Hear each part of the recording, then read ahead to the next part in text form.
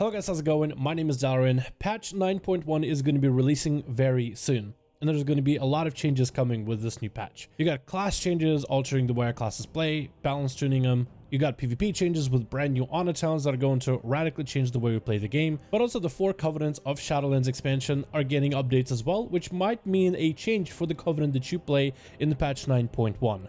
In this video, I want to go over everything that the covenants are getting, whether it is some power changes, whether it's soulbind changes or expansion of the soulbinds, and how those might affect the way you play your class, whether you want a PvP or PvE in the next patch. We also got covenant legendaries, which also are going to impact the way we play the game, but also the cosmetics side of the game, from the different transmogs we're getting to the different mounts we'll be able to fly, and the rewards out of covenants for some players is their end game instead of the best gear for raiding. So let's take a look at how your covenants might be changing in the patch 9.1. 9.1 is going to add flying, which every single expansion eventually incorporates flying, and the feeling of freedom when you can take off, not being tied by the flight master anymore, it is actually a pretty sweet feeling. World questing is going to feel pretty good, or even just exploring some of the different parts of Shadowlands that you've never been able to reach before, it's going to be pretty exciting nonetheless.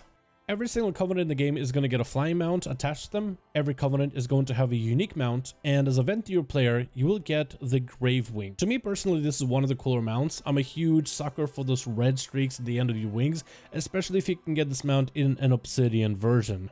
The Night Fae gets something interesting. It's called a Wilderling. It's kind of like a mix between a serpent and a wolf and a spirit at the same time. It's got kind of like this fox-y, maybe a snout and long ears and antlers, so it's really just a mix mash of a bunch of things. But if you were to think of this mount as like an animal spirit of sorts that you get to fly, that's actually a pretty cool concept, and it kind of feels fitting in the backdrop of Ardenweald.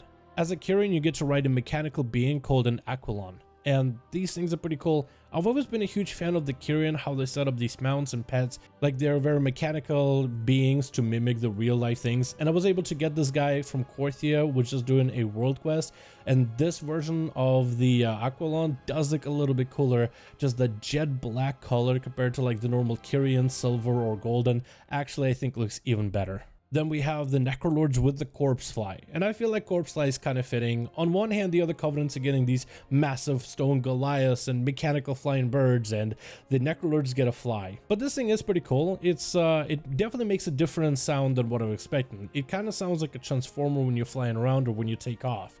And if you've never gotten the B mount back in BFA, well, now would be a perfect opportunity to get a mount that's very similar to the B. Going back to Venthyr, let's take a look at some of the different transmogs each covenant is going to get.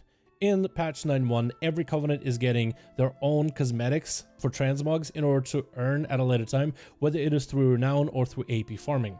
The Venthyr actually gets 2 different sets. It's kind of like a suit jacket and a dress attire for a fancy party within the Venthyr halls. None of these suit jackets are gender locked, so you can wear any of them as a male or female, and they do look quite good. The different colors you can get for these also can look really good. I especially like the suit and jacket if you can get it with one singular shoulder. I've been rocking that on PTR and it looks fantastic. But as a Venthyr, you get 2 different attires to wear, no matter what character you end up playing. As a Necrolord, if you've always wanted to look like a Necromancer, this is the time to do it.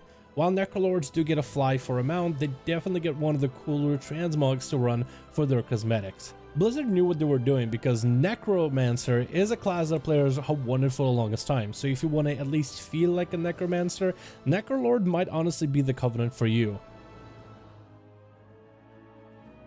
With the Night Fae setup, you get a mask with these antlers and a bunch of leaves and twigs for transmog, which I feel like fits the Night Fae aesthetic. It's really hard for me to tell if this is supposed to be like a warrior or a hunter's getup as they're hunting the wildlands of Ardenweald looking for food or resources or anima, or if it's supposed to be like a getup for one of the Night Fae plays. Either way, it's very blue and you can get it in different recolors at a later time, and it does show off the Night Fae aesthetic.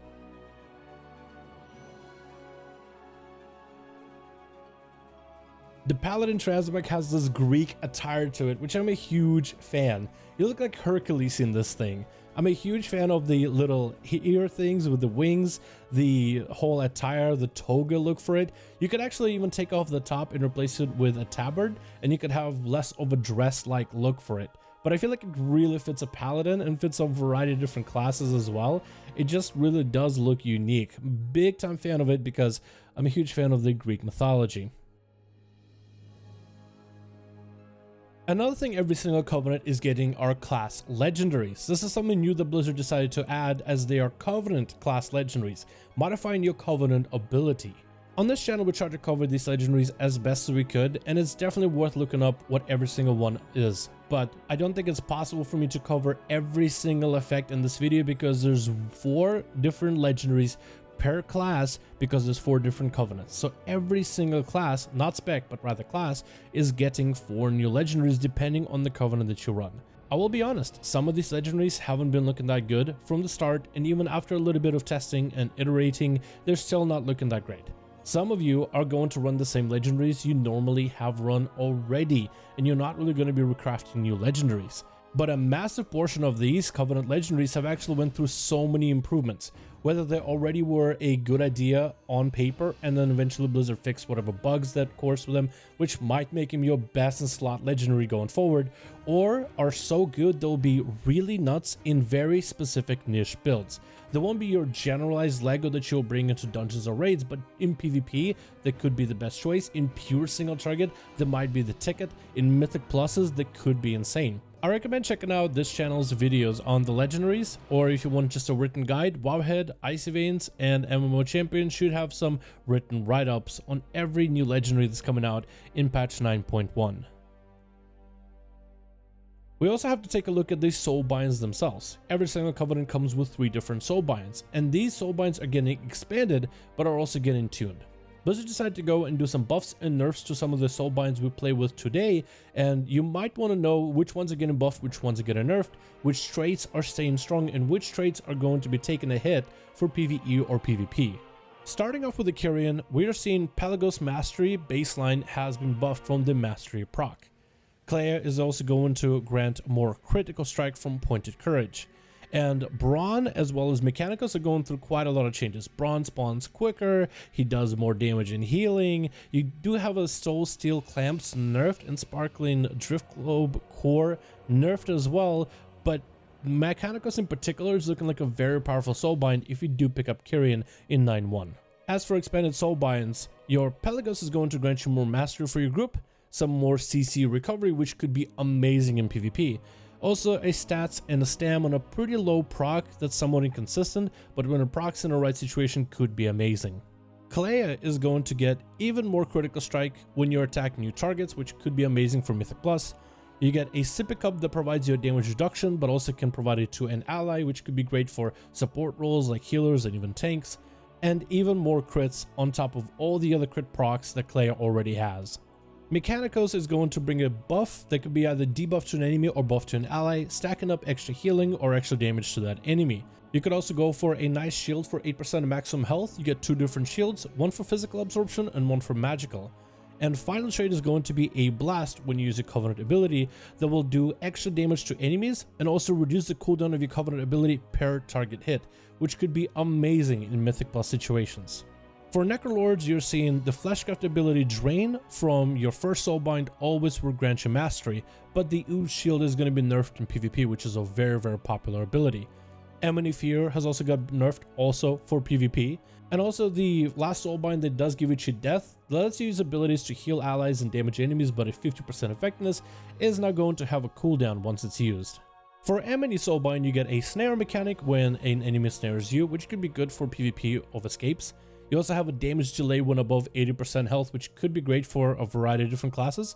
And your final ability on your Covenant use, Summon the Slime, that will debuff the enemy, making him take 2% more damage, gives you ally shields, and does some damage himself.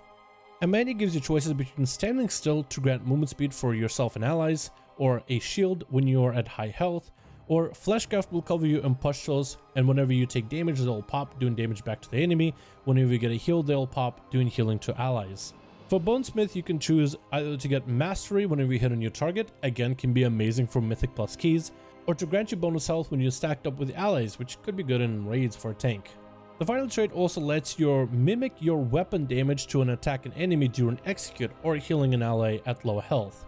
For Nightfare, we're seeing Naya's Burst get nerfed. You also see Dreamweaver Haste buff get buffed a little bit, and Korin Hold the Line got nerfed only for PvP. With Naya, you have choices between whenever you crit, you move quickly, which can be good in some niche situations, or when you drop below 50% health, you gain a bonus health, great for tanks and great for general PvP. And Final Trait gives you extra healing whenever you get your mastery procs from your main trait, but also it gives double mastery if somebody in your party is off a different covenant. With Dreamweaver, Soul Shape can now slow enemies, or you can go with a trait that can give you an Absorb Shield whenever you take damage below 80% health, which is great for PvP as well as great for tanking, and also stacking damage and healing buff up to 3% to a target, which overall is great for PvE. Korin can improve utility, where after you interrupt an enemy or disorient them, they'll do less damage, which can be good in some mythic pluses and maybe in PvP, or you can get yourself basically constant 3% leech, which is great for healers and tanks. Or the main Korin Straight Wild Hunt tactics will now get even more buffed from these damaging or healing counterparts. For Venthyr, the Nagia Root Interrupt Snare Reduction trait has been nerfed, while Theodore saw a mastery buff of 5%. For Draven, the Gloom Shield has been buffed unless it's in PvP where it has been nerfed. Hold Your Ground also nerfed in PvP, and Build for War does provide you more primary stats. For the new traits for Nagia, you have choices between Potions and Hellstones granting you shield, which could be great in raiding and mythic pluses, maybe in PvP if you like to PvP with a Warlock or our Warlock Venthyr. Or you have a passive slow around you, and whenever you drop below a certain amount of health, it could become a root, which could be amazing for healers in PvP. Finally, after getting your haste buff, you will then gain either crit or versatility buff to follow, which can be good if you're a class that does benefit from those two secondary stats. For Theodore, Soothing Shade can grant you more damage reduction and healing, which can be okay for tanks and healers. Or Well-Fed can give you speed and avoidance, which isn't bad for mythic pluses, especially avoidance. And final trait is T. You can actually get it from Theodore himself, and the T will either grant you primary stats, haste, versatility, or crit for 4 hours. For Draven, you can get a trait where overhealing will become a bonus heal, which if you're playing with a Restoration Druid healer, I think could be really strong. Or while you're below 50% health, your teleport ability recharges faster. And his final trait makes it so that enemies near you do less damage to you up to a certain amount, and you also do more damage per enemy that's around, which could be pretty good for tanks, particularly in Mythic Plus. Finally, the last balancing change is every single Soulbind eventually is going to have empowered conduits, which means that if you slot in a conduit in that socket, it'll basically upgrade that conduit by +1 rank. So you can have some damaging conduits or defensive conduits to be a little bit stronger. This is going to be a little bit less important as the patch goes on, because eventually you'll be able to fill out your whole Soulbind with a bunch of empowered conduits. And that should mostly wrap up everything that's new coming out with the Covenant system in patch 9.1. I'm legit excited about some of these changes. These transmogs and mounts do look awesome, and with me having so many different alts, I'm definitely going to collect every single mount and cosmetic. However, the most exciting part for me for this 9.1 update with the Covenants are some of the different class legendaries we're getting. With certain Soulbinds, there have been some builds that have been popping up on PTR that I'm so excited to sink my teeth into. And with it finally being live servers instead of PTR, it's actually final. It's the final build, it's permanent, and we won't have to deal with the same issues we had on PTR when it comes to cadavering our builds together. So I cannot wait to give all these a try. If you guys want to see some of the builds, subscribe to the channel. But otherwise, thank you guys so much for watching, and I'll see all of you in the next one.